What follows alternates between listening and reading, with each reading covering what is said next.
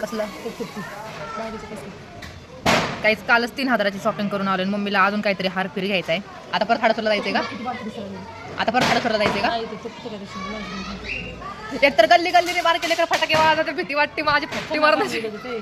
चल तर भाई समोरच्या काकूंनी नवीन हार आणला होता दरवाजाला लावायचा. तो बघून आमच्या मम्मीला पण तोच घ्यायचा होता, म्हणून आम्ही आलो हडपसरला. पुण्याची सगळ्यात फेमस गोष्ट म्हणजे पुणेरी पाट्या. इथे ह्या लहान बाळाला त्याची मम्मी त्याचा हात न धरताच चालवत होती. भाई म्हणजे लिटरली माझी आई मला गर्दीमध्ये माझा हात अजिबात सोडत नाही. या लहान बाळाचा हात सोडून त्याची आई चाललेली होती.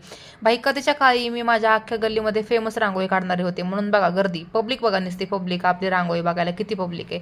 आणि मी रांगोळीला बसले आणि मागे ह्या पोरांची काय मज्जा मस्करी चालू आहे. भाई सांगत पण नाही की दीदी फटाका लावलाय म्हणून. भाई एकतर मला लय जाम भीती वाटते फटाक्यांची. हे पोरं असे गपचूप गपचूप माझ्या मागे फटाके वाजवत बसतात.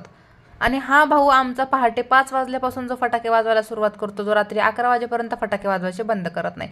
आणि भाई माझी रांगोळी बघा तुम्ही, म्हणजे अक्षर किती भारी आले. एवढं भारी अक्षर जर पेपरमध्ये काढलं असतं तर माझ्या पेपर चेक करणाऱ्या एक्झामिनरने माझा पेपर वाचला पण नसता. अक्षर बघूनच सगळे मार्क वगैरे दिलेले असते. आतापासून संध्याकाळी 6-6:30 वाजता चहा पिऊन झाला की पहिलं काम म्हणजे पणत्या लावणं. दरवाजाला छान हार वगैरे लावून घेतला, पूजा वगैरे झाली. सगळ्यांना शुभ धनत्रयोदशी. भेटूयात नेक्स्ट ब्लॉगमध्ये.